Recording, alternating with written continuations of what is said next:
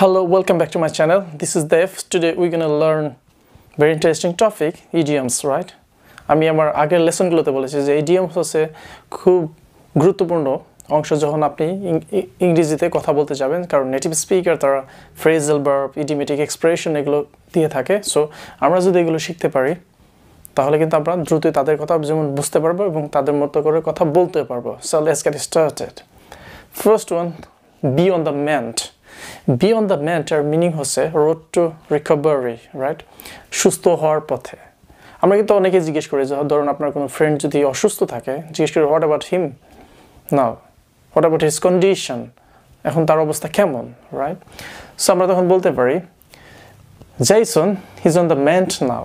Well, be improving after an illness, right? যে অসুস্থ ছিল এখন সুস্থ হওয়ার পথে। So be on the mend. আমার সাথে বলার চেষ্টা করবেন, repeat after me or copy me, right? বলে কি হবে, মুখের যে জড়তা এবং আপনার যে ভয় দুটোই কি দূর হয়ে যাবে।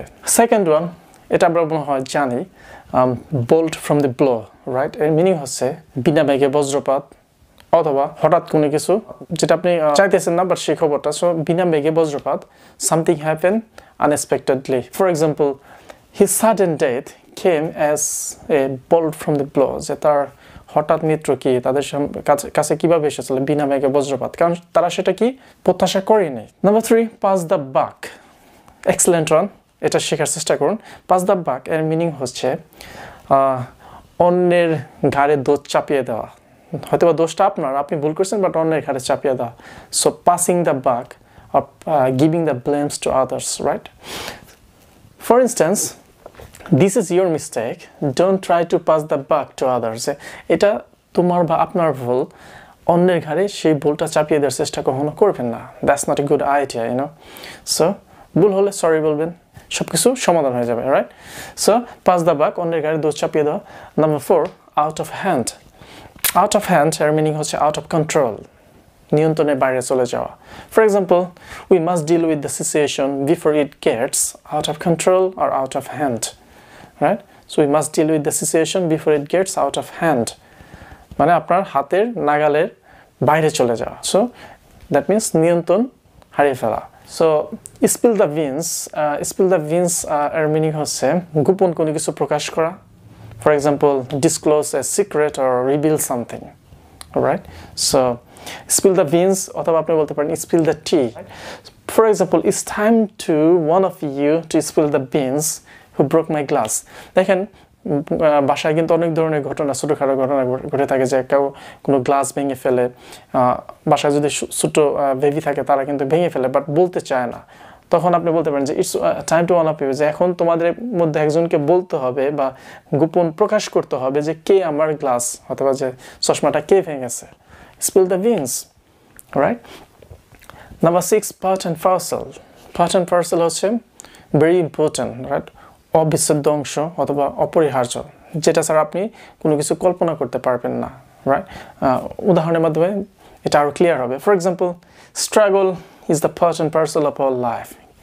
আপনার জীবনে কি স্ট্রাগল, সংগ্রাম, কঠোর পরিশ্রম কি আমাদের জীবনের একটা কিন্তু অংশ, রাইট? এটা ছাড়া কিন্তু আপনি কখনোই সফলতা আনতে পারবেন না বা সফল হতে পারবেন না। সো এটা আমাদের জীবনে একটা অবিচ্ছেদ্য অংশ। Number 7, 2 peas in a pot. Fantastic one, I love that. 2 peas in a pot. এটা হচ্ছে 2 person or 2 things are very similar each other. দেখবেন যে দুইটা বস্তু অথবা দুইজন মানুষ একে অপরের সাথে খুব ভালো সাদৃশ্য আছে, তারা দুইজনে একই ধরনের জিনিসই পছন্দ করে, অথবা হতে পারে তাদের ভিতরে অনেক মিল, তাদের ভিতরে কখনো ঝগড়ার সৃষ্টি হয় না।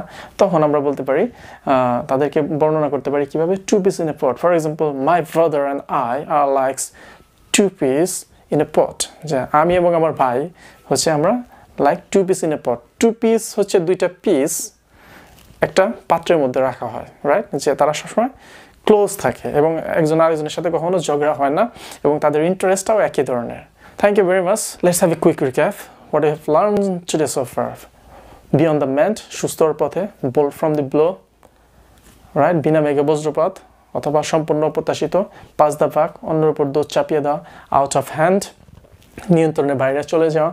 স্পিল দ্য বিনস, সত্য প্রকাশ করা বা গোপন প্রকাশ করা।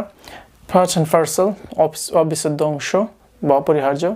two peas in a pot একই ধরনের বা সাদৃশ্য বলা যেতে পারে যে দুইটা বস্তু বা দুইজন মানুষের ক্ষেত্রে right so thanks a lot for watching my lesson যদি ভিডিওটি একটু ভালো লেগে থাকে তাহলে অবশ্যই like share comment and subscribe করে চ্যানেলটির পাশেই থাকবেন ভালো থাকবেন সুস্থ থাকবেন bye for now see you soon goodbye